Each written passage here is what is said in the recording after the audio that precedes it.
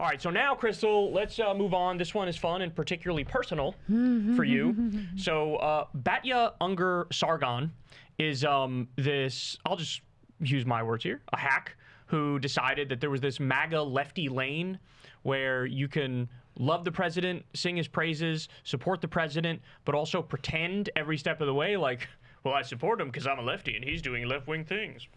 It honestly really is like the lowest IQ of all the positions that you could take. You know, at least with like a Ben Shapiro, he's saying Trump is far right and Trump is far right. Like at least that makes sense, right? So anyway, she was at this event and she decided to take a shot at you without mentioning your name. So let's take a look at that. I want to read you a typical response from a very big progressive podcaster on Twitter. She wrote, "For me personally, I'll take a candidate with a regrettable tattoo." Did you hear that? A Nazi tattoo is a regrettable tattoo. "Over one who has steadfastly supported a genocide." So let's just think about that for a minute.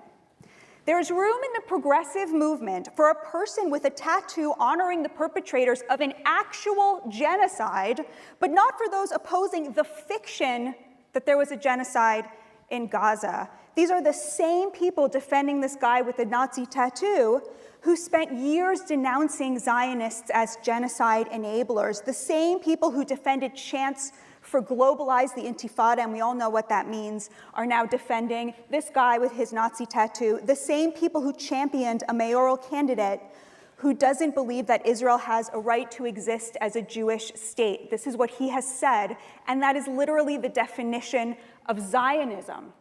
That is the future of the left. It's clear that the left's ideal version of itself is one that contains no Zionists, which is why on college campuses, in universities, in progressive politics, and the media, they have gone out of their way to stigmatize Zionists and make them feel unwelcome. The word Zionist on the left is a slur now.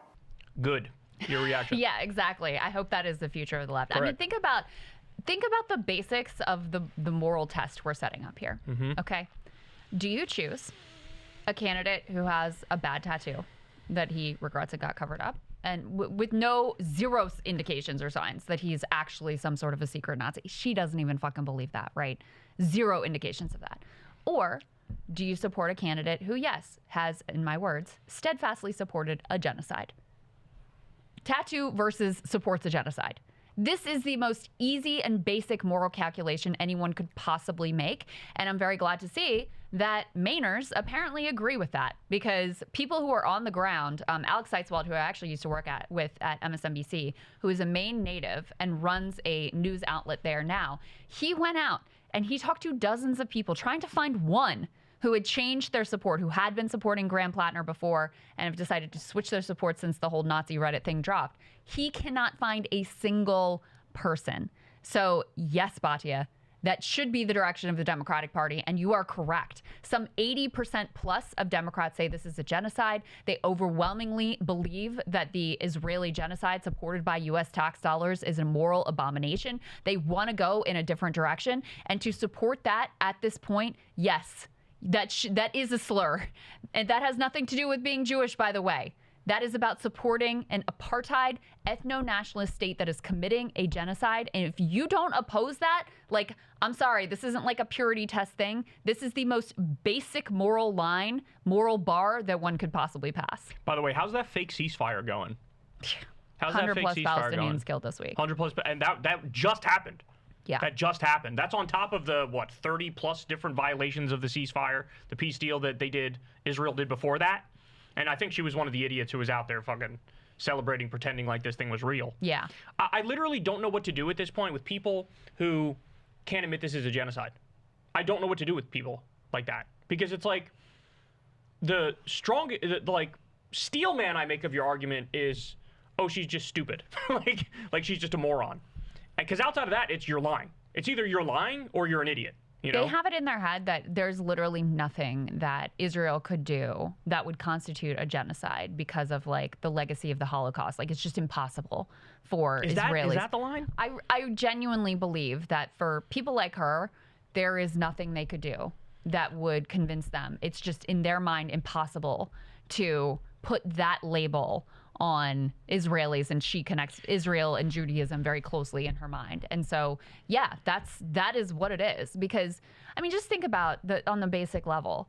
I mean, they use food as a weapon of war. Like, they collectively starved the entire population. Well, that's what they I'm destroyed all of the Gaza Strip, the hospitals, the schools, razed the farmland. I mean, destroyed the wastewater treatment plants, everything to destroy the life and the history of the Palestinian people in Gaza.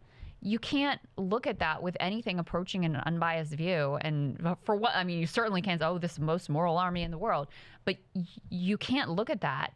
And if you accept that such a thing as a genocide exists, not think that this meets the definition. But every now and then, something would even slip through the cracks. There'd be a good segment on CNN or CBS News or whatever, and you would hear specific examples like a surgeon in Gaza who explains how children would come in and they would all be shot in the face one day. You know? Yeah. You would hear stories like that.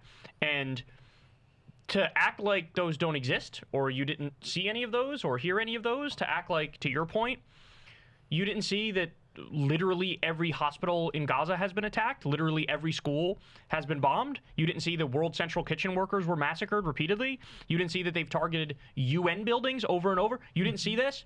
So again, I come back to, you're either a liar or you're the biggest idiot in the fucking world. And the nerve at this point to sit on a fucking stage in front of people and say, the genocide that doesn't exist. Even a best case scenario for her is like, what? 60,000 Palestinians being killed by Israel, over 80% of them innocents. This is the best case scenario. The reality of the situation is hundreds of thousands and over 90% of the people killed totally innocent. And 80 to 90% of the buildings in Gaza no longer exist. You can't see a drone footage of Gaza without going, oh, that's a genocide. Yeah. It's not possible. It's not possible to look at that and go, yeah, Hamas was in all of those buildings, every fucking building in Gaza, fucking heaping ash pile of nothingness, you know? So it's just like, what are you doing, Batya? What are you doing? It's just disturbing. And she also has, does she still have a show?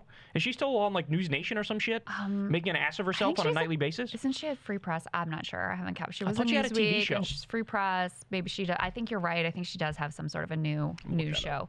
But it is hard to wrap your head around. I mean, I guess the most obvious explanation would be like, oh, well, there's like a financial gain. Like maybe you're one of the $7,000 employees or whatever. She has a show on News Nation. Yeah. So I mean, it's worked for her, right? Being willing to justify the unjustifiable has given her prominence and wealth and position. So there's that incentive. And then I think there's a psychological incentive because for her, Israel and Judaism are totally wrapped together. So to admit that Israel is committing a genocide for her, because she has those two concepts totally wrapped up together, causes this like just absolute destruction of her own like self-conception and identity. Fucking grow up. But grow up. I mean, I'm just trying to like, I think that's why she can, because this is a highly educated person. This isn't like a rube, you know? She kind of plays a rube. She's also a rube. But she's like, very highly educated, etc. And so I think she buys into, she tells herself that anyone who's, bringing forward these atrocities, that they're anti-Semitic and it's not real. It's not really true. It's all a lie. And anyway, Hamas was using them as human shields. And it was, if they hadn't done October 7th, then none of this would have happened. So it's their fault. I mean, I think she tells herself these things. Then she has the identity reinforcement, and then she has the financial incentive that comes along with it. But, next time you can say my name. It's okay. Don't be afraid, or do be, or whatever. Yeah, but no, I stand by 100% of my statements and my sentiments and the moral choice involved in the Plattner versus Janet Mills Democratic primary.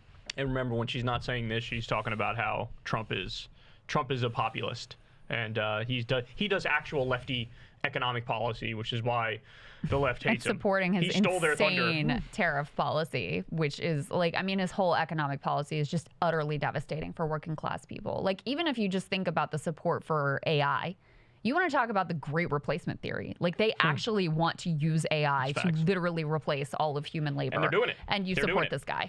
So, they're doing it. Way to go. Yeah. Populist working class hero. Baghdad Batya, we call her. Baghdad Batya. What's that? Because you remember Baghdad Bob? Not really, actually. Shameless government propagandist. That's the idea, basically. Oh, okay. Yeah. Got you. Hey guys, we had on Max Flugarth, who's an election expert, and he walked through with us exactly how Trump is going to try to steal 2026 and 2028 and what they've already done. So you don't want to miss this. This was a super important episode. Sign up below on Substack to see the whole thing.